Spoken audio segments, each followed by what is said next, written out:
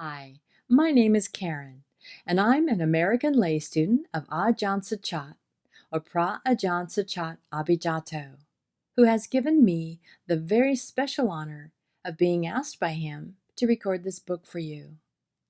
This book was written by Pra Ajahn Suchat's own teacher, the Venerable Acariya Maha Boowa Nanasampanno, and is a spiritual biography written by him about his teacher, the Venerable Acariya Mun Buddhadatta Thera.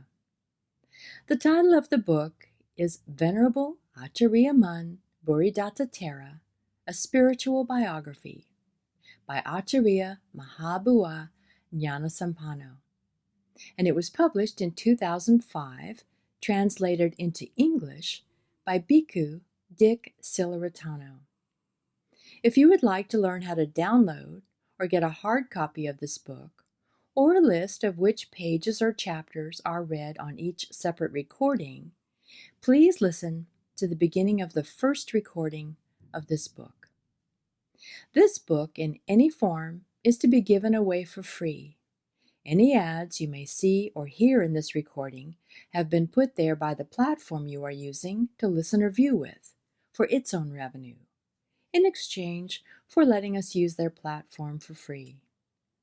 Please forgive me for any mispronunciations of names, places, or words, as I'm still learning how to pronounce Thai and Pali, and for any background noises, as I'm just making these recordings in my apartment with an unruly dog and in the middle of a city. We're resuming today on page 99. We are still in chapter 2, and we are still in the section titled Hardship and Deprivation. Acariya Mun employed many training methods with his monks to ensure that they saw clear results in their practice. Those who practiced with unwavering faith in his instructions were able to achieve such results to their own satisfaction. By following the power of his example, they became knowledgeable, respected teachers themselves. They in turn have passed on these training methods to their own disciples, so that they too can witness for themselves, through their own efforts, that the paths and fruits of the Buddha's teaching are still attainable today, that they have not completely disappeared.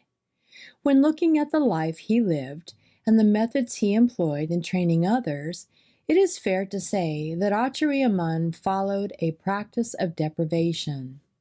He and his disciples lived in conditions of virtual poverty in places where even the basic necessities were lacking. The simple daily requisites they depended on were usually in short supply. Encountering such an uncertain existence, those accustomed to living in carefree abundance would probably be utterly dismayed. There being nothing in this difficult lifestyle to attract them, they would surely find it most disagreeable.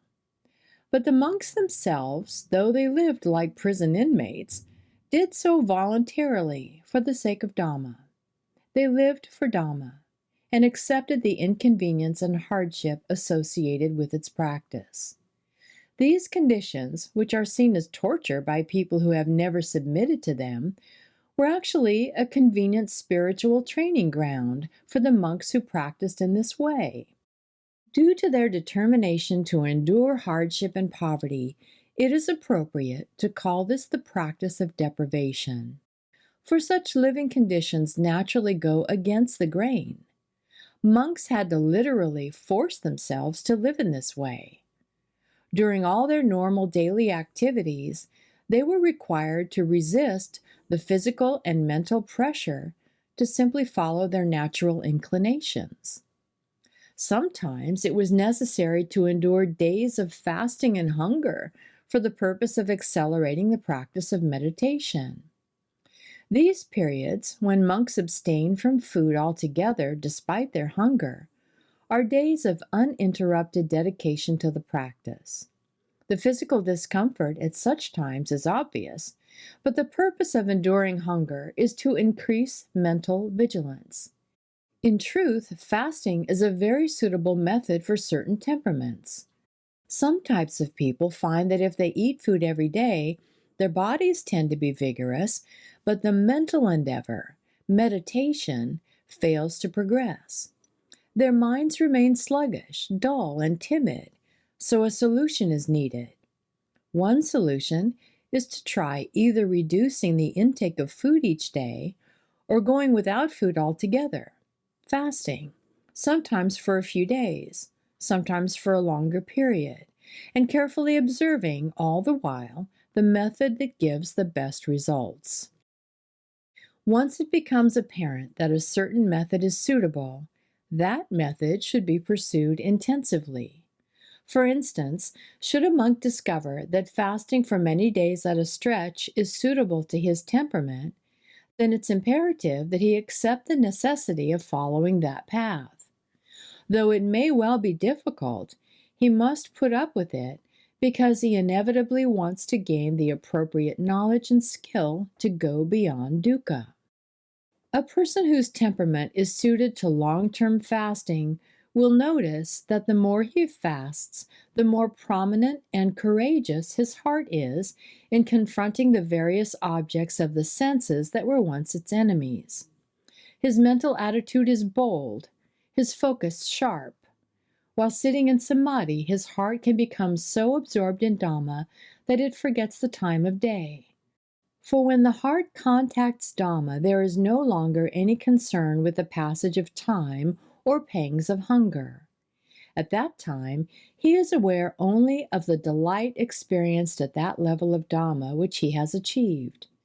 In this frame of mind, the conditions are right for catching up with kilesas, such as laziness, complacency, and restlessness, since they are inactive enough then for the meditator to get the better of them for the time being.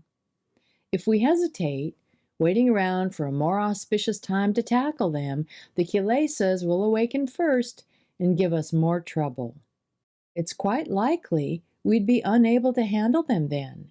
We could easily end up being elephants for the kilesas, as they mount us, straddle our necks, and beat us, our hearts, into submission. For in truth, our hearts have been the elephants, and the kilesas the mahouts, for an infinitely long time. A deep-rooted fear of this master makes us so apprehensive that we never really dare to fight back with the best of our abilities. From the Buddha's perspective, the kilesas are the enemies of Dhamma. Yet, from the vantage point of the world, the kilesas are considered our heart's inseparable companions. It is incumbent upon us, who practice the Buddha's teaching, to battle the thoughts and deeds that are known to be our enemies, so that we can survive their onslaught, and thus become free of their insidious control. On the other hand, those who are satisfied to follow the kilesas have no choice but to pamper them, dutifully obeying their every command. The repercussions of such slavery are all too obvious in the mental and emotional agitation affecting those people and everyone around them. Inevitably, the kilesas cause people to suffer in a multitude of harmful ways, making it imperative for someone sincerely caring about his own well-being to fight back diligently, using every available means. If this means abstaining from eating food and suffering accordingly, then so be it. One has no regrets. If necessary, even life itself will be sacrificed to honor the Buddha's teaching, and the kilesas will have no share in the triumph.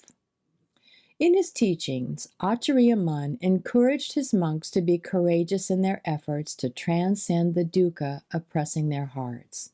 He himself had thoroughly investigated the kilesas and Dhamma, testing both in a most comprehensive fashion before he finally saw the results emerge clearly in his own heart. Only after this attainment did he return to the Northeast to teach the incomparable Dhamma that he then understood so well. One prominent aspect of Acariya Mun's teaching, which he stressed continuously during his career, was the Dhamma of the 5 powers: faith, diligent effort, mindfulness, concentration, and wisdom. He said the reason for emphasizing these 5 factors was that a person who possessed them would always have something worthwhile to count on, no matter where he went, and therefore he could always expect to make steady progress in his practice. Acariya Mun separated them according to their specific functions, using them to inspire an indomitable spirit in his disciples. He gave them his own heartfelt interpretation as follows. Sada is faith in the Dhamma that the Lord Buddha presented to the world. There's no doubt that each of us in this world is perfectly capable of receiving the light of Dhamma, provided we practice the way in earnest. We all accept the fact that we will have to die someday. The key issue is, will we die defeated by the cycle of kilesas and the cycle of kama and its results? Or will we overcome them, defeating them all before we die? No one wants to be defeated. Even children who compete at sports are keen on winning.